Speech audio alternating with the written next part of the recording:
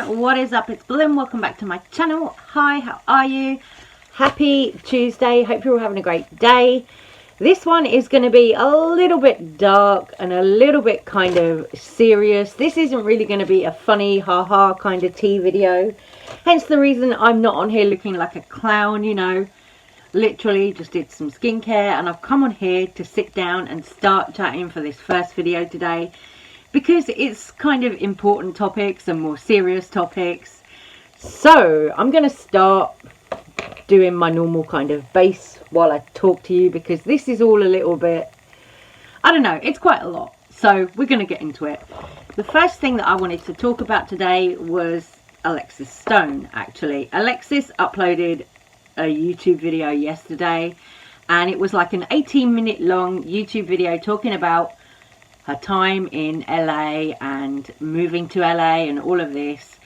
And in this video there was a moment where Alexis sort of paused and sort of seemed to reflect on social media and the current sort of climate in social media right now, with, you know, cancel culture and everything like that.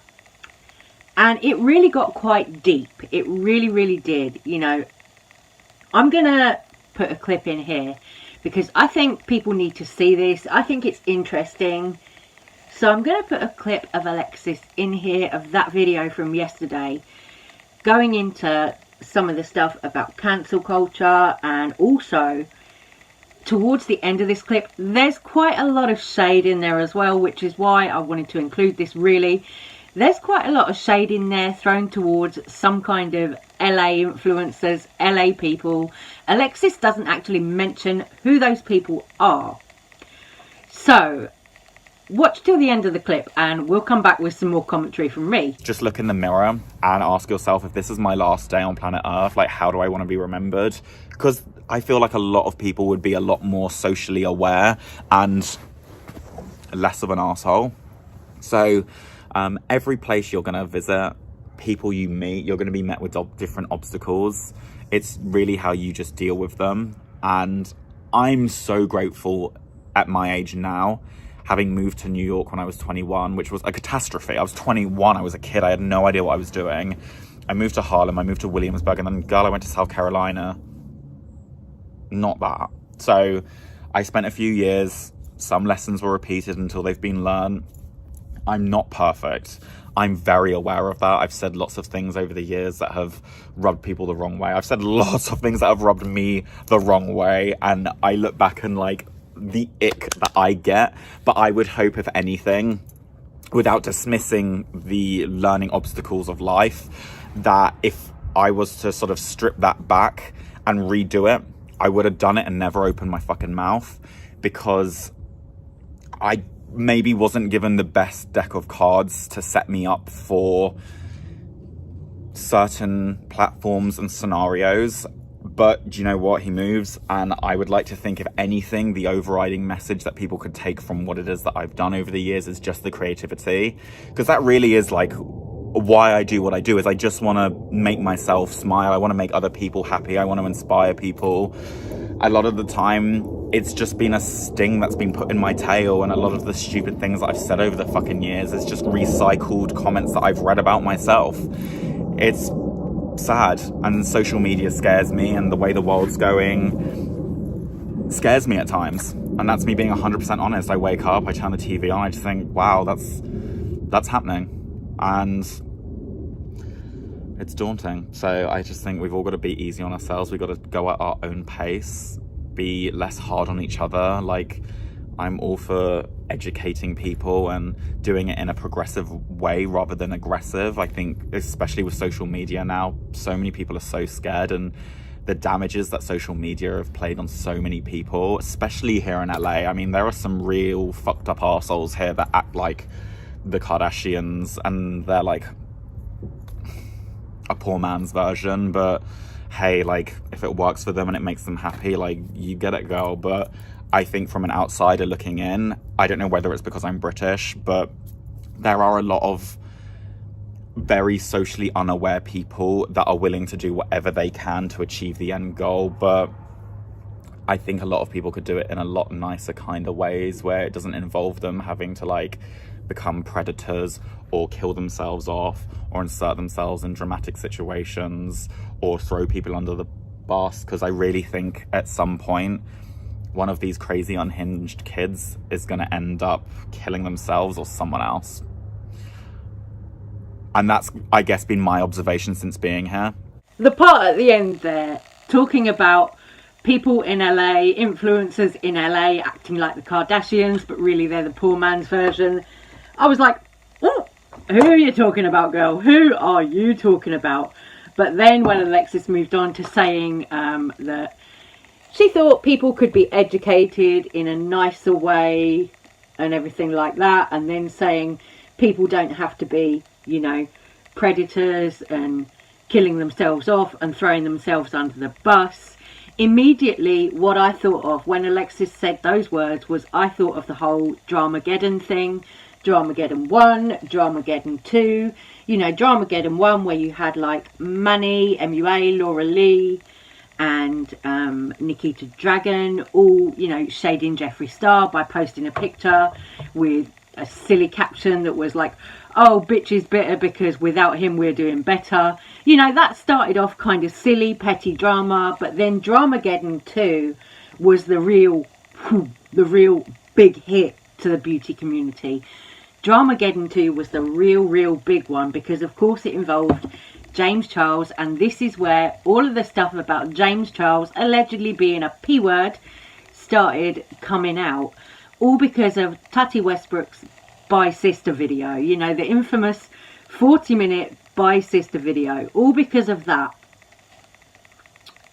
the internet went into meltdown for Dramageddon 2, and you know, it was kind of scary at the time because at the time James Charles did come out in his No More Lies video, which he uploaded a short while after Tati's Bye Sister video.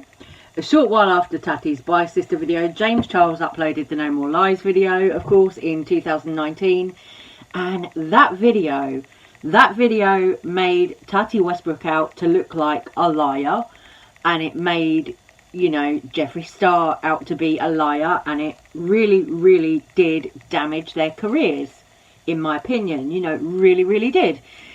Also, in that video, James Charles came out and he said that he had thought about taking his own life, right? He said that. James Charles said those words. He said he thought about taking his own life because of all the hate that he was receiving after Tati Westbrook's Bye Sister video. He said all of that. Now, I know it's quite boring to sit here and kind of rehash Dramageddon 2 and drama from the past and all of that, but, you know, I think it is very relative to what Alexis is saying here, you know, with the way that things are going. Like, the drama used to be kind of petty, silly, shady, light-hearted stuff, but it isn't like that anymore. The drama within the beauty community and the YouTube community as a whole now is much more like, oh, you know, so-and-so is a P-word. Someone gets outed for being, you know, a P-word, doing something disgusting with minors.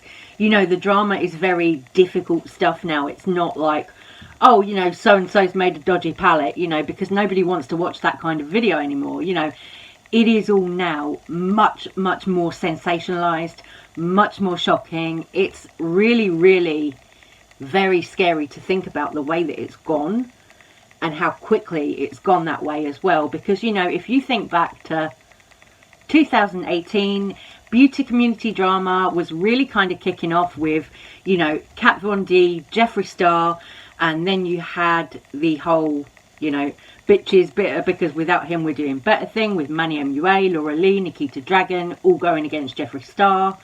You know, some people kind of have this opinion that Jeffree Star is the common denominator in all of the drama, that he's the reason that the beauty community has ended up in the state that it is right now. I don't know if I necessarily believe that. To be honest, I would put blame on all of them, you know, because to me they've all played a part in it. Not just Jeffree Star, not just Tati Westbrook, not just James Charles, not just Manny MUA. You know, it's been a group effort. You've had people like Gabriel Zamora chiming in as well. You know, it's been a group effort with the beauty community, the big beauty gurus. It's been a lot of them. But I don't think anyone could have predicted how serious the 2019 drama with James Charles was going to be. And speaking of, you know, big beauty gurus, Tati Westbrook, all of that, Tati actually uploaded a video herself yesterday, and it was kind of juicy because in Tati's video, she was answering a lot of like personal fan questions, and people were asking about the lawsuit that she's in with her former business partner Clark Swanson, and Tati revealed that she's still in litigation with all of that, which, you know, that's scary. You know, it's got to be a very scary time for Tati Westbrook. Of course, she said she nearly lost her marriage over that whole thing, you know, that was going on with the lawsuit.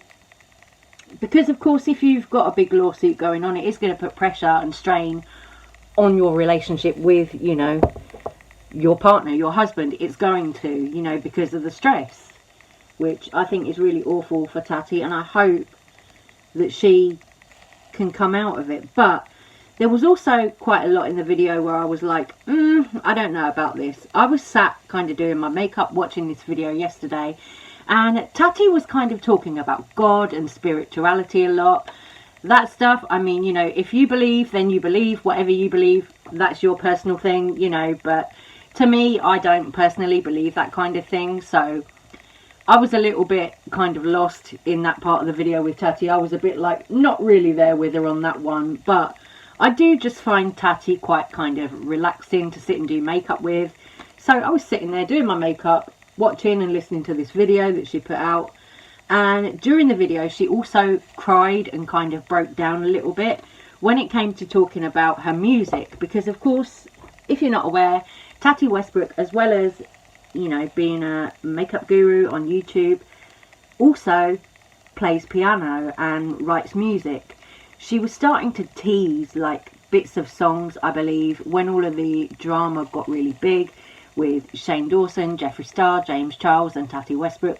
She was starting to kind of tease bits of songs that she'd written. And in the video that she uploaded yesterday, Tati actually broke down and cried and said that she can't even play piano anymore now because, you know, just because of everything that has gone on with the lawsuit and all the beauty drama and everything that's gone on over the last few years, the pandemic, you know, everything that has gone on over the last few years for Tati. She now can't even look at her piano. She can't play her piano. And she broke down and actually cried in this video, you know. And some people might kind of laugh at that and say, oh, it's Tati turning on the tears again.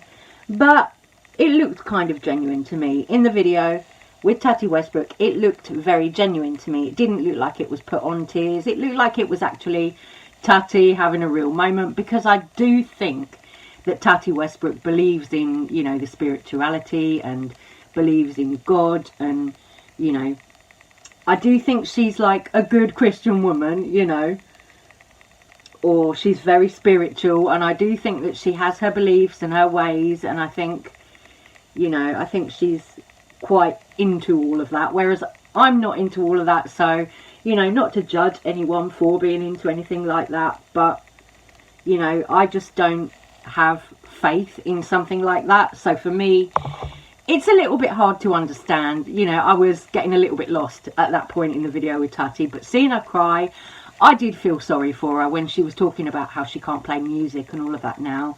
I did feel sorry for Tati on that one. Like, I really don't know if these guys are ever going to be able to speak to each other again. James Charles, Tati Westbrook, your Jeffree Star, you know, Shane Dawson, I don't think he can speak to any of them, apart from Jeffree, you know, but I really don't think they're going to be able to talk to each other again. I think the damage is kind of irreparable at this point. But another little thing that I want to throw in, talking about beauty drama while we're here, is the other day I saw Thomas Halbert. Now, Thomas Halbert is somebody who has had quite a lot of heat thrown his way in the beauty community, in the beauty space, because of dramas that he's been involved in. Like, there was something ages ago where he was asking for money for his sick cat and all of this, and then it turned out that it wasn't to pay for his sick cat People were all kind of up in arms about that at the time, but that's neither here nor there, because now Thomas Halbert said he's going to do a full face of influencer makeup, and he wanted to use some Jaclyn Hill products, and he was complaining on Twitter that he hasn't received the products, you know, they're still in shipping, whatever. This makes me laugh. Sorry, but this just really makes me laugh. So Thomas put out his tweet complaining that he placed his order ages ago and he still hasn't received his Jaclyn Hill products, hasn't got a tracking update, blah blah blah. And then he goes on to say, oh, I'm going to have to deal with Jaclyn Hill's shit ass customer service team, which I thought was quite funny, because if you don't know, there was a lot of drama with Jaclyn's jewellery line, Jaclyn Roxanne, and the customer service team behind that. There was a lot of drama with people not being able to get refunds on broken things, faulty things, or wrong items, or whatever. There was so much drama with people not being able to get through to customer service, all of this. So Thomas was kind of making fun of the fact that Jaclyn Hill's got shit customer service. I love it. I love to see it. I love a little bit of light-hearted shade like this. You see, this stuff, this to me is the kind of light-hearted beauty drama that, you know, most beauty drama channels like Karina Kaboom and Sanders Kennedy and all of that, this is the kind of thing that I remember a lot of them talking about. The silly things, the sort of, you know, little shady jabs and stuff. You know, not like, oh, someone's an R word, someone's a P word, you know, before it was all that serious, you know. So guys, let me know what you think about all the drama in this video. I'm going to say take care, stay safe, stay well. I love you guys so much. Thank you for watching this one. I will be back soon with another drama video for you today. But for this one, that is it. I'm going to shut up rambling now. Thank you for watching and I'll see you soon.